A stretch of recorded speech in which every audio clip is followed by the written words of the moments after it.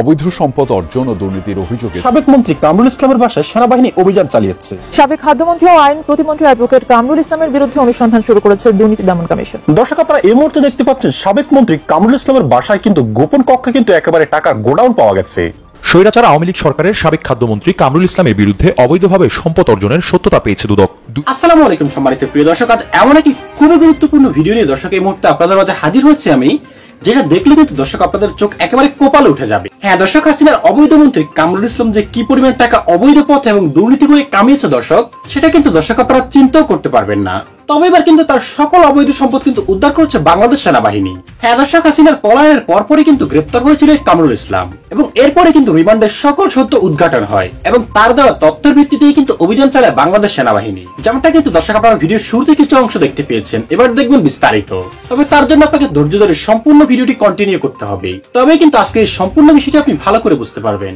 তবে তার আগে দর্শক আপনার কাছে ছোট্ট করে একটি অনুরোধ, আপনি যদি আমাদের চ্যানেলে নতুন হয়ে থাকেন তবে অবশ্যই আগে চ্যানেলটি সাবস্ক্রাইব করে ভিডিওতে একটি লাইক দিবেন, আর যদি অলরেডি সাবস্ক্রাইব করে থাকেন আপনাকে জানাই অসংখ্য ধন্যবাদ। দর্শক, আজ আর কথা বাড়ি আপনার মূল্যবান সময়টুকু নষ্ট করব না, আমরা শুরুতে এক এক করে পর্যায়ক্রমে আগে সেই গুরুত্বপূর্ণ আলোচনাগুলি আপনাদেরকে দেখিয়ে আনি। স্বৈরাচার আওয়ামী লীগ সরকারের সাবেক খাদ্যমন্ত্রী কামরুল ইসলামের বিরুদ্ধে অবৈধভাবে সম্পদ অর্জনের সত্যতা পেয়েছে দুদক। 2 দফায় মন্ত্রণালয়ে দায়িত্বে থাকা অবস্থায় নিয়োগ বাণিজ্য, সরকারি টাকা আত্মসাৎ, ক্ষমতার প্রভাব খাটিয়ে নিজ ও আত্মীয় স্বজনের নামে বেনামে দুর্নীতির মাধ্যমে প্রচুর জ্ঞাত আয় বহির্ভূত সম্পদের মালিকানার প্রাথমিক সত্যতার প্রমাণ মিলেছে।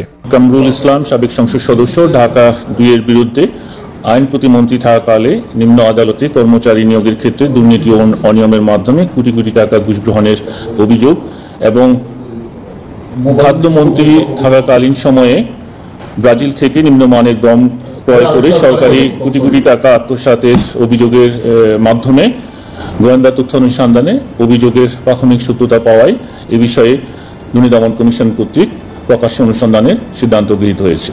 দুদকের মহাপরিচালক আরো জানান, লক্ষ্মীপুর রামগতি উপজেলার মেয়র মেজবাউদ্দিন ও নেত্রকোনা মদনপুর পৌরসভার মেয়র আব্দুল হান্নান ক্ষমতার অপব্যবহার করে অবৈধ উপায়ে নামে বেনামে সম্পদ অর্জনের প্রাথমিক সত্যতা পেয়েছে সংস্থাটি। বিভিন্ন দেশে পাচারকৃত অর্থ পুনরুদ্ধারের জন্য আমরা ইতিমধ্যে 71টি মিউচুয়াল লিগ্যাল অ্যাসিস্ট্যান্স রিকোয়েস্ট পাঠিয়েছি। এর মধ্যে ইতিমধ্যে আমরা আপনাদেরকে জানিয়েছিলাম যে আমরা 27টি MLAR এর জবাব পেয়েছি, বাকিগুলো আমরা এখনো পাইনি। আমাদের চেষ্টা অব্যাহত আছে। টাকা পুনরুদ্ধারের ক্ষেত্রে আমাদের প্রচেষ্টা অব্যাহত আছে, বাট এটা একটা সময় সাপেক্ষ ব্যাপার। এটা আমরা আমাদের চেষ্টা করেই যাব এবং আমরা যদি সময় মতো বিদেশ থেকে প্রয়োজনীয় সহযোগিতা পাই সেই ক্ষেত্রে এই কার্যক্রমটা দ্রুতই হতে পারে। অনুসন্ধান শেষে অভিযুক্তদের বিরুদ্ধে মামলার প্রস্তুতিও নিচ্ছে দুদক। দুর্নীতি, অবৈধ সম্পদ এবং অপকর্মের সাথে জড়িত আওয়ামী লীগের সাবেক খাদ্যমন্ত্রী কামরুল ইসলাম। তিনি টানা 4 বার সংসদ সদস্য হিসেবে নির্বাচিত হন এবং 2 মেয়াদে মন্ত্রী ও প্রতিমন্ত্রী হিসেবে দায়িত্ব পালন করেন। গত 15 বছরে দুর্নীতি, লুটপাট এবং অবৈধ কর্মকাণ্ডের মাধ্যমে তিনি বিপুল পরিমাণ অর্থের মালিক হয়ে ওঠেন। ঢাকা 2 আসনের সংসদ সদস্য কামরুল ইসলাম আইন মন্ত্রণালয়ে প্রতিমন্ত্রী থাকাকালীন বিচার বহির্ভূত অনেক রায় চাপিয়ে দিতেন বিচারকদের উপর। শুধু তাই নয়, ঢাকা নিম্ন আদালতে কর্মী নিয়োগে এবং অন্যান্য সরকারি নিয়োগের ক্ষেত্রে তিনি দুর্নীতি ও ঘুষ গ্রহণে জড়িত ছিলেন। কামরুল ইসলাম তার খাদ্যমন্ত্রী থাকাকালীন 2015 সালে ব্রাজিল থেকে পচা গম কিনে সরকারের কয়েকশো কোটি টাকা আত্মসাৎ করেন। এই ঘটনা সমগ্র জাতিকে কাঁপিয়ে দেয় এবং তার দুর্নীতির একটি অন্যতম উদাহরণ হয়ে দাঁড়ায়। তার বিরুদ্ধে একাধিক অভিযোগ রয়েছে, যার মধ্যে বিচার বহির্ভূত হত্যাকাণ্ড, গুম এবং বিভিন্ন ধরনের হয়রানিমূলক মামলা অন্তর্ভুক্ত। কামরুল ইসলাম তার অবৈধ অর্থ দিয়ে দেশে বিদেশে বিশাল পরিমাণ সম্পদ গড়ে তোলেন। তার নির্বাচনী হলফনামা অনুযায়ী 2008 সালে তার স্থাবর সম্পত্তির পরিমাণ ছিল 8,55,000 টাকা, অর্থাৎ 15 বছরে তার আয় বেড়েছে প্রায় 28 গুণ। কামরুল ইসলাম 1969 সালে সদস্য হিসেবে ছাত্রলীগে এবং 1994 সালে আওয়ামী লীগের রাজনীতিতে যুক্ত হন। 2018 সালের নির্বাচনে ঢাকা 2 আসন থেকে সংসদ সদস্য নির্বাচিত হয়ে তিনি আইন ও বিচার মন্ত্রণালয়ে প্রতিমন্ত্রী হিসেবে দায়িত্ব নেন এবং 2014 সালে বিনা প্রতিদ্বন্দ্বিতায় সংসদ সদস্য হয়ে খাদ্যমন্ত্রী হিসেবে দায়িত্ব পালন করেন। কামরুল ইসলাম এবং তার সাঙ্গপাঙ্গরা বিভিন্ন অপরাধমূলক কর্মকাণ্ডে জড়িত ছিলেন। সম্প্রতি 19 জুলাই ঢাকা নিউ মার্কেট এলাকায় ব্যবসায়ী আব্দুল ওয়াদুদ হত্যা মামলার সন্দেহভাজন হিসেবে কামরুল ইসলামকে উত্তরা থেকে গ্রেফতার করা হয়। আজও কামরুল ইসলাম ও তার সহযোগীদের বিরুদ্ধে নানা অপরাধমূলক কার্যকলাপের তদন্ত চলছে। তবে তার রাজনৈতিক জীবন এবং তার দুর্নীতির সমালোচনা জাতিকে অস্থিরতায় ফেলেছে। প্রমাণ হয়ে গেছে ক্ষমতার অপব্যবহার করে একের পর এক দুর্নীতি এবং অবৈধ কর্মকাণ্ডে জড়িয়ে তিনি নিজের সম্পদের পাহাড় গড়েছেন, যা আজ ইতিহাসে অমোচনীয়। আওয়ামী লীগের সভাপতি মণ্ডলীর সদস্য অ্যাডভোকেট কামরুল ইসলাম অত্যন্ত প্রভাব প্রতিপত্তির সঙ্গে ক্ষমতার অপব্যবহার করে এমন কোনো অপকর্ম নাই যা তিনি করেননি। অর্থ আত্মসাৎ, অর্থ পাচার, দুর্নীতি সহ বিরোধী দলমত দমনে তিনি অগ্রণী ও আগ্রাসী ভূমিকায় অবতীর্ণ ছিলেন।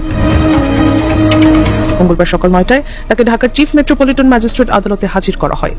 এরপর মামলার তদন্ত কর্মকর্তা রমনা জোনাল টিমের পরিদর্শক জাহাঙ্গীর আরিফ নিউ মার্কেট থানার ব্যবসায়ী আব্দুল ওয়াদুদ হত্যা মামলায় তাকে 10 দিনের রিমান্ডে নিতে আবেদন করেন। আবেদনে বলা হয়, কামরুল ইসলাম ফ্যাসিস্ট সরকারের ভোট ডাকাতির মাধ্যমে 4 বারের এমপি, 1 বার ক্যাবিনেট মন্ত্রী ও 1 বার প্রতিমন্ত্রী হিসেবে দায়িত্ব পালন করেন। এই আসামি অত্যন্ত ভয়ানক চরিত্রের অধিকারী, যা তার আচার আচরণ, অঙ্গভঙ্গি ও কথাবার্তার মাধ্যমে প্রকাশ হতো। তিনি অত্যন্ত প্রভাব প্রতিপত্তির সঙ্গে ক্ষমতার অপব্যবহার করে এমন কোনো অপকর্ম নাই যা তিনি করেননি। অর্থ আত্মসাৎ, অর্থ পাচার, দুর্নীতি সহ বিরোধী দলমত দমনে তিনি অগ্রণী ও আগ্রাসী ভূমিকায় অবতীর্ণ ছিলেন। তার ভয়ে তার সংসদীয় এলাকা সহ বিভিন্ন মানুষ স্বাধীনভাবে মত প্রকাশ করতে পারতেন না। এতে আরো বলা হয়, তিনি আইন প্রতিমন্ত্রী থাকাকালে ক্ষমতার অপব্যবহার করে বহু নিরপরাধ মানুষকে জেল জুলুমের মাধ্যমে নির্যাতন করতেন। এই আসামি ফ্যাসিস্ট সরকারের অন্যতম কলঙ্কিত চরিত্রের অধিকারী ছিলেন। তার গ্রেফতারে এলাকায় সাধারণ মানুষের মধ্যে শান্তি ফিরে এসেছে। এই আসামি সহ অন্যান্য আসামিদের নির্দেশে গত 19 জুলাই বিকেলে নিউ মার্কেট থানাধীন নীলক্ষেত এলাকায় মাহফুজুর রহমান, নাসির উদ্দিন, শামীম ওসমান, মোহাম্মদ আবু মুসা, মাইনুদ্দিন, শাহাদাত হোসেন, আবির হোসেন সহ অনেক নিরস্ত্র ছাত্র জনতা ও সাধারণ পথচারী আহত ও চিরতরে পঙ্গু হয়। আব্দুল ওয়াদুদ গুলিবিদ্ধ হয়ে মারা যান। মামলার ঘটনার সঙ্গে জড়িত আছে মর্মে স্বীকার করেন।